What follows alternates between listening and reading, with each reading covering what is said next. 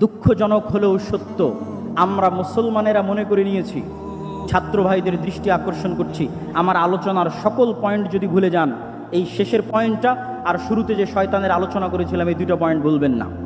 আজকের শেষের এই পয়েন্টটা মনে রাখার চেষ্টা করবেন। আমাদের মধ্যে অনেকেই মনে করে আমি বাংলাদেশে ইসলাম কায়েম করে ফেলবো। কিভাবে ইসলাম কায়েম করবেন? সবাই যদি নামাজি হয়ে যায় ইসলাম কায়েম হয়ে গেল, সবাই যদি পর্দা করে ইসলাম কায়েম হয়ে গেল। জি না, ইসলামের সবচেয়ে বেসিক এলিমেন্ট, সবচেয়ে মূল ভিত্তি হচ্ছে সত্যবাদিতা, ন্যায়পরায়ণতা। বাইতুল মুকাররমের মধ্যে নামাজি মানুষ মারামারি করতেছে, বাইতুল মুকাররমের মধ্যে যার দাড়ি আছে, টুপি আছে, পাঞ্জাবি আছে, সে মারামারি করতেছে। তার মানে কি? তার মানে সে ইসলামের বেসিক এলিমেন্ট সম্পর্কে জানে না। সে মনে করেছে ইসলাম মানে সালাত, সে মনে করেছে ইসলাম মানে হজ, সে মনে করেছে ইসলাম মানে পর্দা। কিন্তু ইসলাম মানে আগে ন্যায়পরায়ণতা, আগে সত্যবাদিতা। মুহাম্মদ সাল্লাল্লাহু আলাইহি ওয়াসাল্লাম সালাত শিখেছে 40 বছর পরে, সূরা ফাতিহা শিখেছে 40 বছর পরে, আর উনি জন্মগত সত্যবাদী এবং ন্যায়পরায়ণ। তথা 40 বছর যাবৎ যেই গুণ তিনি জন্মগত বহন করেছেন নবী হওয়ার আগেও, সেটি হচ্ছে তিনি সত্য বলতেন, কোনোদিন মিথ্যা বলেননি। 2, তিনি সৎ এবং ন্যায়পরায়ণ, কোনোদিন মানুষের প্রতি অন্যায় করেননি। পৃথিবীতে আল্লাহ যত নবী রাসূল পাঠিয়েছেন, প্রত্যেক নবী রাসূলকে নবী হওয়ার আগে এই দুটি মৌলিক গুণাবলীর অধিকারী হতে হয়েছে। এক, সত্য কথা বলতে হবে, ন্যায়পরায়ণ হতে হবে। কেন? এই গুণটা আল্লাহর।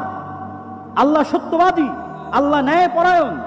আল্লাহ বলে দিয়েছেন, তিনি কিয়ামতের মাঠে বলিনি কোটার ভিত্তিতে বিচার হবে না, আর কোনো কিছুর ভিত্তিতে বিচার হবে না, উনি ন্যায়পরায়ণ।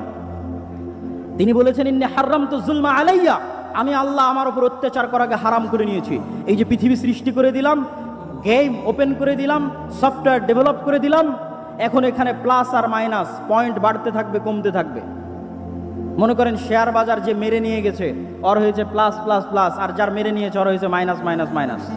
এখন কিয়ামতের মাঠে আল্লাহ যদি এই প্লাস মাইনাসকে ক্যান্সেল করে জিরো না বানাতে পারেন, তাহলে আল্লাহ আল্লাহ নন, নাউজুবিল্লাহ। এটা তার দাবি যে তিনি ন্যায়পরায়ণ।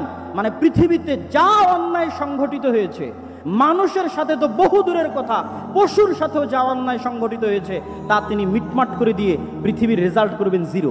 পৃথিবী যখন শুরু হয়েছিল তখন জিরো, আর পৃথিবীতে মানুষ যা অন্যায়, অনাচার, মারামারি, কাটাকাটি, ঢাকা বিশ্ববিদ্যালয়ে একজনকে অন্যায়ভাবে হত্যা করা হলো, ওই বিষয়ে রাসূল সাল্লাল্লাহু আলাইহি ওয়াসাল্লামের একটা হাদিস শুনেন। রাসূল সাল্লাল্লাহু আলাইহি ওয়াসাল্লাম বলছেন, লাউইজতামা আল ইনসু ওয়াল জিন, সারা পৃথিবীর সব মানুষ আর সারা পৃথিবীর সব জিন মিলে যদি একজন নিরপরাধ মানুষকে হত্যা করে, তাহলে আল্লাহ সুবহানাহু ওয়া তাআলা সারা পৃথিবীর সব মানুষ আর সব জিনকে জাহান্নামে নিক্ষেপ করতে 2 বারও ভাববেন না।